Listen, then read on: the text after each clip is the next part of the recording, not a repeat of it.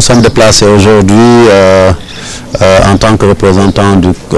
comité exécutif de la fédération. Outre moi-même, il y a donc le président de la commission des jeunes, il y a Baldé, le directeur technique national, donc Maya Sinmar, et donc M. Ahmed Tine, président de la commission Fair Play. Et nous sommes venus rendre visite au nom du COMEX aux jeunes joueurs U20 qui vont quitter Dakar demain pour rejoindre Monrovia au Libéria, donc pour participer au tournoi UFOA U20 qualificatif à la prochaine CAN de la catégorie. Vous le savez, le Sénégal est champion en titre au niveau continental et la conservation du titre passe par une nouvelle qualification à cette prochaine compétition de CAN.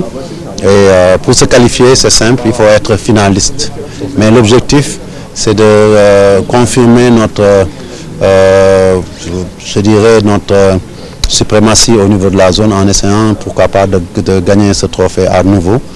comme on le fait depuis quelques années dans toutes les catégories. Et nous avons transmis le message du COMEX et de l'ensemble de la communauté du football, la communauté sportive et des autorités,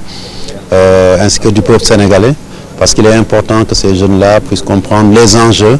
à ce stade de cette compétition qui est devenue une compétition majeure, puisque qualificative à la CAN. Et nous, comme je l'ai dit, nous avons la chance d'avoir deux générations champions d'Afrique qui sont retrouvées, d'anciens U20 qui sont restés dans la catégorie comme Mamadou Ning, Mamou Ndiaye, mais aussi des U17 champions d'Afrique comme le capitaine Seigne Saliou Diouf, mais aussi Lansana, Yaya Djemé et tant d'autres qui sont là, qui ont eu à faire les beaux jours, Omar Sall, les beaux jours de l'équipe U17 qui a remporté le trophée continental. Et il y a bien entendu de nouveaux jeunes qui découvrent la peignade mais qui sont petits de qualité parce que tous dans leur club, ils jouent généralement dans des clubs de l'élite et ils sont titulaires dans leur équipe, donc ils sont compétitifs pour pouvoir faire un groupe homogène qui va aller à la conquête du titre sous-régional de la zone UFOA, mais surtout à la conquête d'une nouvelle qualification à une CAN U20. Le Sénégal est habitué à cette CAN U20 et surtout à jouer les premiers rôles. On a joué un nombre incalculable de finales, on a gagné la dernière édition. Il s'agit de réitérer ces performances-là. Je pense que les messages qui ont été transmis par le DTN, par le coach Seigne Saliou Cissé, qu'on connaît comme étant un coach rompu à la tâche, expérimenté, qui, il faut le dire, a été le premier à nous ramener le trophée des Jeux africains en 2015 déjà. C'était le premier trophée continental du football, on l'oublie toujours. Et moi-même,